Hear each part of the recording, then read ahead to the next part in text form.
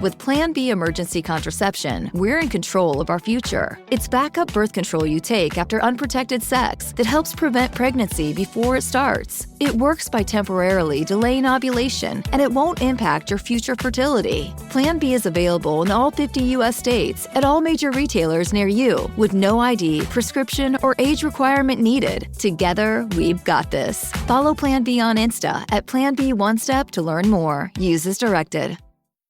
What is emotional pain?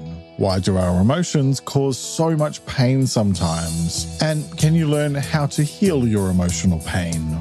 That's what I'm talking about this week here on Let's Talk About Mental Health, the weekly podcast that teaches you how to look after your well-being. So get comfortable and let's talk. This episode contains references to trauma and abuse. Listener discretion is advised. Hello and welcome to episode 206 of Let's Talk About Mental Health, and thanks so much for joining me as I talk about emotional pain and mental health. I'm Jeremy Godwin, and I share practical tips you can apply immediately based on quality research and my own experience of learning to live with anxiety and depression after a breakdown in 2011 that changed my life. Each week, I teach you simple ways to improve one specific aspect of your well-being. In this episode, I'll be talking about what emotional pain is and what it isn't, why it affects your mental health, and how to manage emotional pain in a considered way. So let's talk about emotional pain.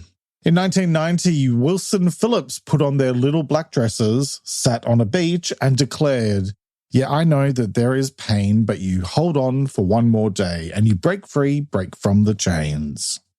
Now, as tempted as I am to insert a drum solo and go full tilt into belting out this classic slice of early 90s pop perfection, I'll save you the bleeding ears and instead focus on why I chose to start with that song today.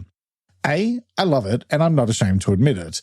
And B, there's a real sense of optimism in spite of pain in that song, such as, "Don't you know, things can change, things will go your way if you hold on for one more day. Yeah, if you hold on." Thank you, thank you. Tickets for my concert will be announced shortly. Form an orderly queue, please. So I'm starting with some lightheartedness today because this topic can and probably will go a bit heavy and dark in some places. And so I want to try to keep some balance without taking away from the importance of the conversation. The short version of today's topic is that emotional pain sucks, big time. Yes, I'll be elaborating more on that shortly, and I'll also be talking about something I've been dealing with for the past 4 or 5 months that has been really difficult. But suffice it to say that even though emotional pain sucks, you can and will get through your struggles. And yes, things will go your way if you hold on for one more day. Now, let's get ourselves comparing apples with apples, and let's go through some definitions. What is emotional pain?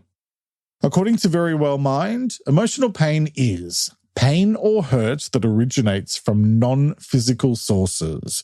Sometimes this emotional distress is the result of the actions of others. Other times, it might be the result of regret, grief, or loss. In other cases, it might be the result of an underlying mental health condition, such as depression or anxiety. No matter what the cause, this psychological pain can be intense and significantly affect many different areas of your life. And you can find that article linked in the transcript, available for free at ltamh.com in English, Spanish, and Portuguese. Emotional pain is something we all experience at some point in our lives, yet we often struggle to put it into words. At a high level, emotional pain is the discomfort we feel when dealing with difficult emotions, such as sadness, grief, guilt, remorse, or shame.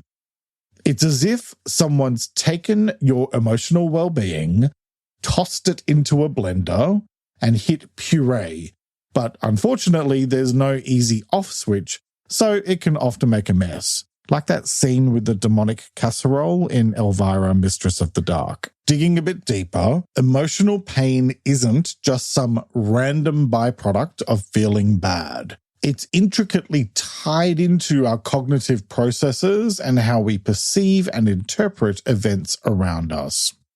For example, the pain of rejection stems from the human need to belong. It's as if your brain is telling you, hey, this lack of belonging business is a bit rubbish, isn't it? Meanwhile, the sting of failure can be rooted in our self-concept and how we measure our own worth. The thing is that we tend to pay a lot of attention to physical pain, but for some reason, emotional pain just doesn't seem to warrant the same respect.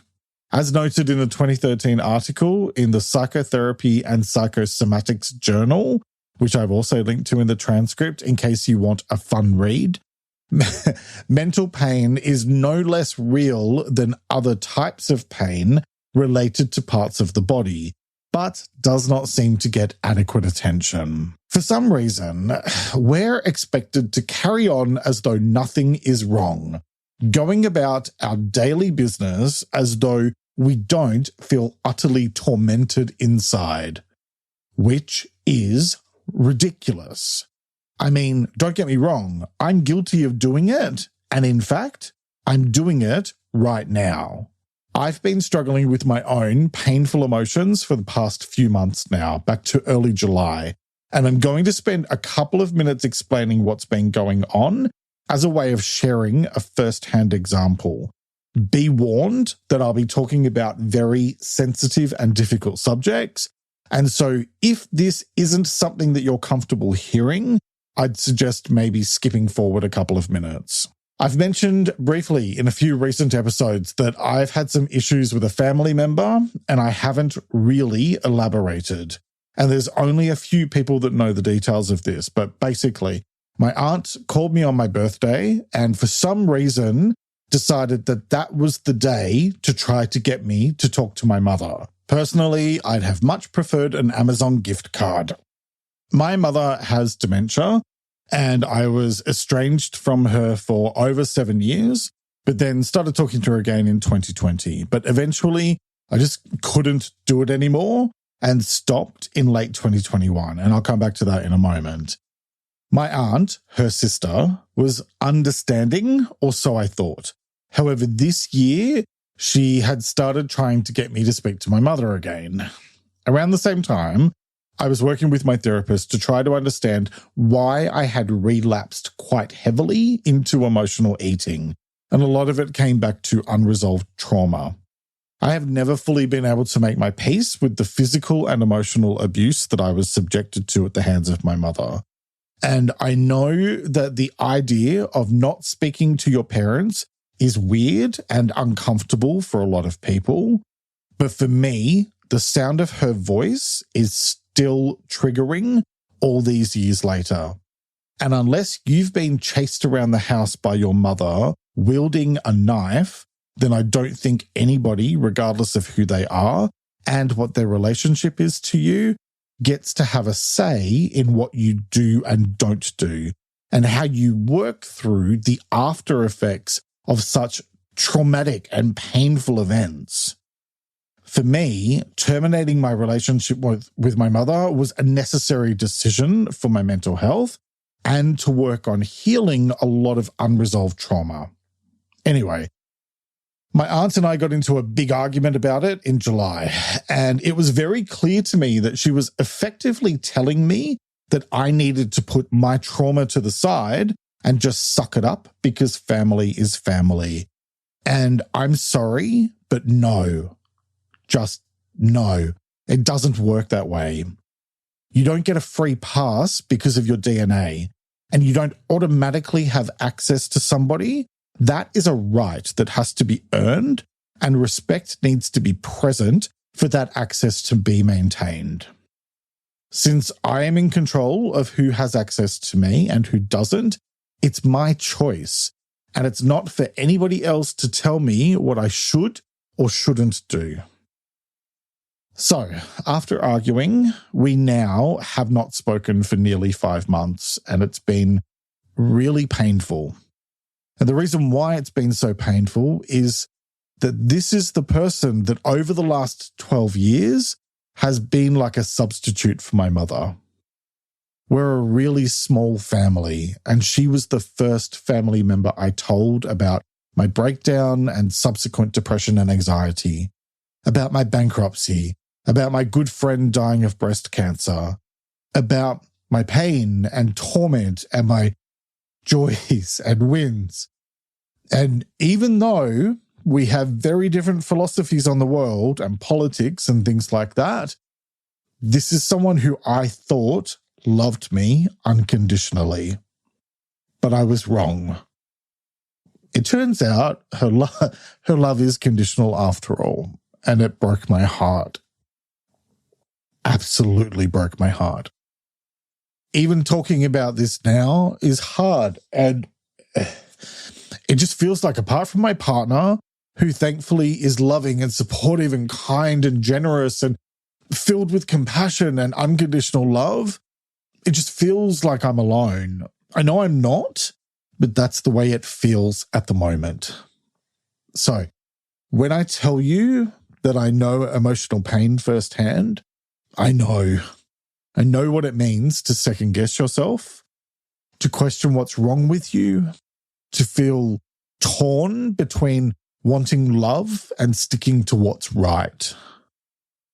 I won't allow myself to be bullied into doing something that will cause greater harm to myself. But believe me, that is a very lonely hill to stand on. Moving forward with the rest of today's episode, let me say that it's worth noting emotional pain isn't always a bad thing, despite its name.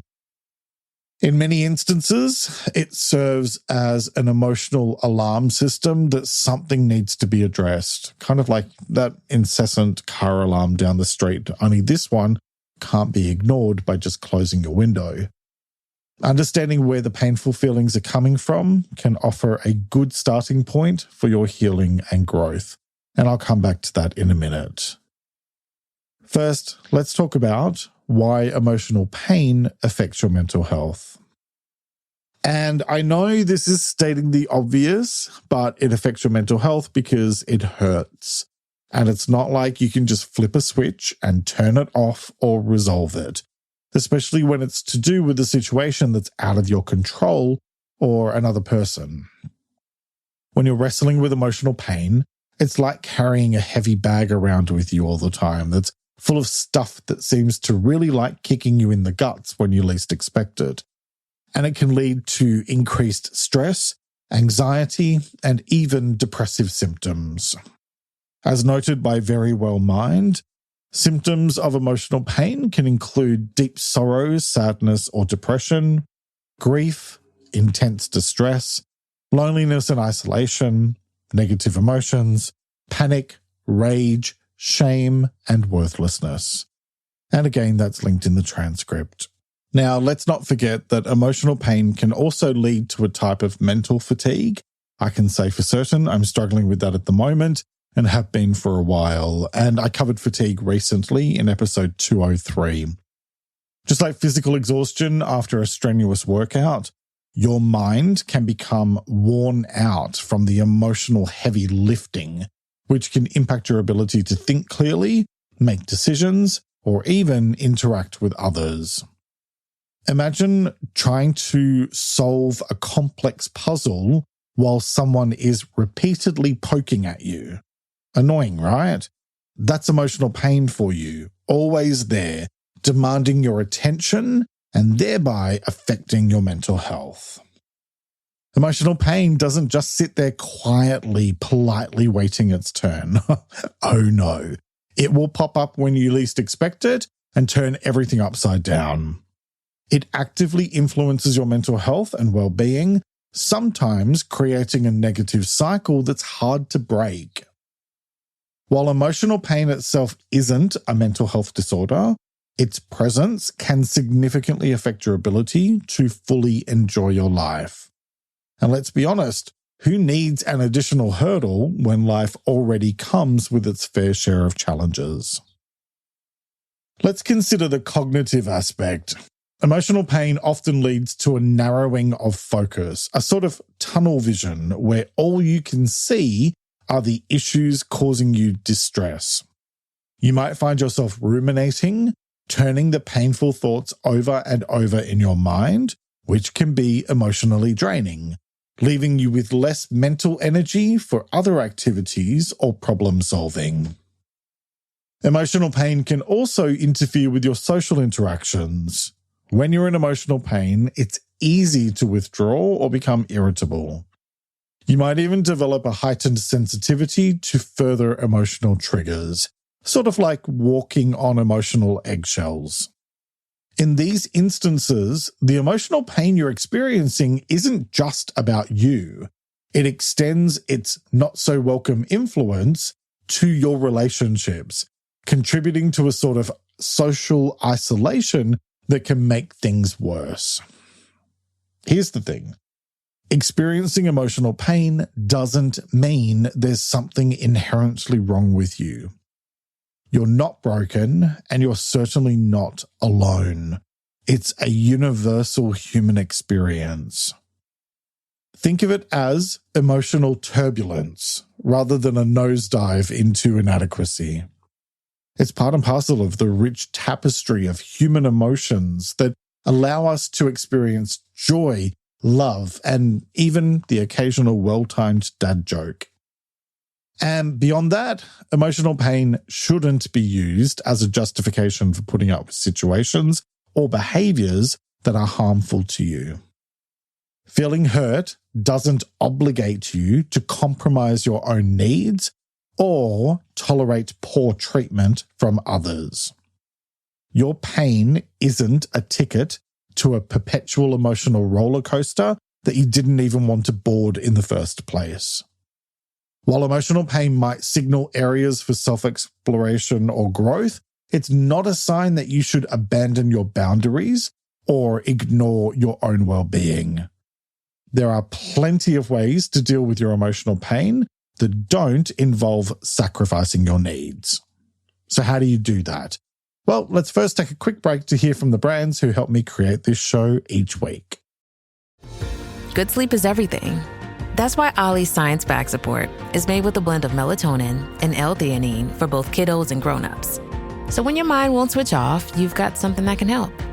Your racing thoughts and restless nights won't stand a chance. Find Ollie Sleep Solutions for the whole family at ollie.com. That's OLLY.com. REI has ultralight backpacking gear. So for you gram counters and ounce shavers, we made this ad ultralight with a base weight of just 13 seconds. The next 17 seconds, pure trail.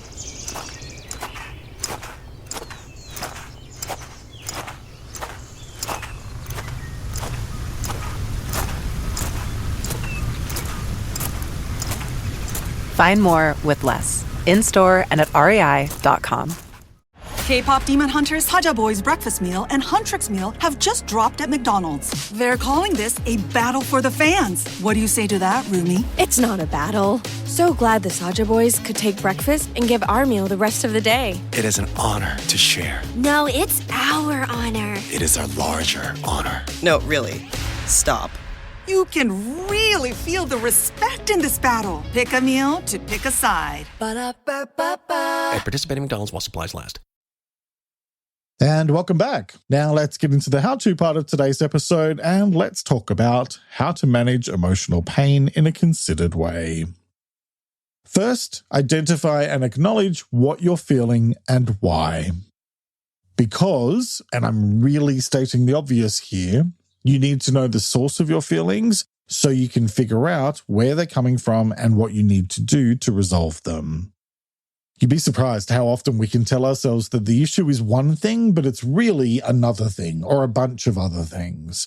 So this is one of those take time to reflect and be really honest with yourself suggestions that I make quite a lot in this show. And I covered reflection all the way back in episode 12. Okay, next, work with a professional. So I'd normally say this one towards the end of the suggestions, but I'm bringing it up earlier because quite frankly, It's tough to get through serious emotional pain without some kind of professional support. I don't know where I'd be without my therapist, but I can't imagine I'd be sitting here talking with you. A counselor or psychologist can provide a fresh and unbiased perspective on what you're going through and guide you through finding strategies that work for you. That leads to my next point: let your feelings out. As Tears for Fears said in the 80s, shout, shout, let it all out. You have to feel to heal, and you cannot deal with things unless you feel them first. So there's no point in trying to suppress your feelings, because all that does is just keep them trapped inside, where they tend to fester over time and make things worse. Whether you talk about it or write it out or whatever works for you, let your feelings out so that you can let go of the burden of carrying them around all the time. Just do this in a safe place. The middle of the freeway in peak hour traffic probably isn't the best place. Remember, feel, deal, heal. That leads to my next tip: cry. Because sometimes you need a good cry to let out all that negative energy. And it doesn't matter what your gender is or your age, we all cry, and it's perfectly healthy. It helps to release tension from your body, and it can relieve stress. When we block our emotions or try to suppress them, our body has to physically fight against them, constricting our muscles, changing our breathing, etc., all of which can cause longer-term physical health issues. So, grab some tissues and let it out. Again, I'm going to suggest this is one of those pick your time and place things, so you can ugly cry if you need to without any judgment. But if you're out and about and need to let it all out, then go find somewhere private and have at it. It's a healing physical release. Okay, next, ask for help, especially when you're struggling. Sometimes it takes a village to tackle emotional pain, or at least a small circle of trusted friends and family. While it might feel easier to bottle everything up, opening up to those you trust can be incredibly healing. The simple act of vocalizing your feelings often helps to lighten the emotional load, not to mention the advice or comfort others can provide. It's like having a team of emotional troubleshooters on standby. And don't be afraid to ask for what you need specifically. For example, a sympathetic ear or some advice, whatever you need in the moment. That helps the other person to be clearer on how they can support you. Okay, next, be kind to yourself, because going through a rough patch emotionally can really take a toll on you, and we tend to expect that we can just keep on going out and carrying on as normal. But that isn't necessarily always realistic. For the past few months, my emotions have been up and down like a roller coaster fueled by energy drinks. I covered self-compassion in episode 153, so you'll find that helpful. Next, give yourself time to heal, because this isn't just a quick process you can rush through or a tick and flick exercise. Healing is hard work, and it tends to be a bit erratic. One day you can feel on top of the world and like you've made so much progress. The next, you can feel like absolute rubbish. Be patient and take small steps each day to continue on your healing journey, which was a topic I covered in episode 97. Okay, next, focus on what you can control. And this is especially relevant for when your emotional pain is a result of other people or situations outside of your control. You can only control yourself and what you choose to do and say. Everything else is out of your direct control. So, instead of trying to change things that you cannot change, turn your energy towards the things that you can change. This brings you greater peace of mind, and it helps you to feel more in control of your circumstances and the way forward. Speaking of, my next point is find your own closure. Don't hold out for an apology that probably won't ever come. You need to be able to find your own peace of mind with the situation and reach a place of acceptance so that you can move forward in a healthy way. You might find it helpful to write a letter explaining how you feel and the impact of whatever happened, or perhaps channel your energy into new projects or hobbies. I know for me that I find taking my negative experiences and using them as a tool to help other people has been incredibly fulfilling, and it's allowed me to find a sense of peace with the things I've dealt with. I covered closure in episode 178, so you may find that helpful. Next, create your own happiness, because it's your life and you can and should shape it to suit you. Do what brings you joy. Make space for fun every day. Focus on being fully present as much as possible. Remind yourself daily of what you're grateful for and choose who you surround yourself with. You get to decide who has access to you and what that access looks and feels like. So make smart choices about who you let into your life in order to bring positivity and genuine kindness. And for more tips on how to heal your emotional pain, watch my latest video. It's out now on YouTube and Spotify, and it's linked in the episode description. Because when it comes to emotional pain and mental health, what it all boils down to is this. Managing emotional pain is a journey, one that's both intensely personal, yet universally relatable. It's not about quick fixes, but about finding tools and strategies that work for you. Show yourself kindness, compassion, and understanding, and remember that you're in control when it comes to creating a life for yourself full of peace and happiness. The choice is yours, as it is with all things related to your well-being. So, what choice will you make today? Each week I like to finish up by sharing a quote about the week's topic, and I encourage you to take a few moments to really reflect on it and consider what it means to you. This week's quote is by an unknown author, and it is, "The best way out of emotional pain is through it." Let me repeat that. The best way out of emotional pain is through it. All right, that's nearly it for this week. What's the main thing you're taking away from this episode?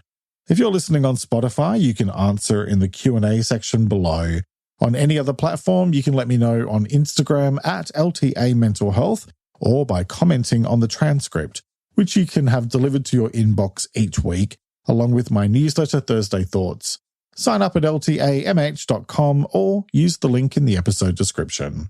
Plus, if you'd like more tips, then follow me on my other Instagram account, it's Jeremy Godwin, and support my work, plus get early access to ad-free episodes on Patreon. Next week, I'll be talking about secrets.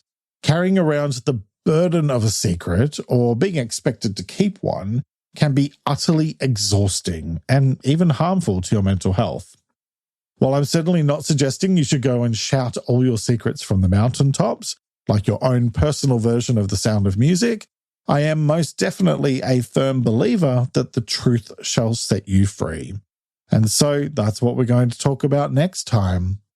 I'll be talking about what secrets are and what they aren't, why secrets can affect your mental health, and how to deal with secrets in a thoughtful way. I hope you'll join me for that episode, which will be released on Sunday, the 26th of November, 2023. Thank you very much for joining me today. Look after yourself and make a conscious effort to share positivity and kindness out into the world, because you get back what you put out. Take care and talk to you next time.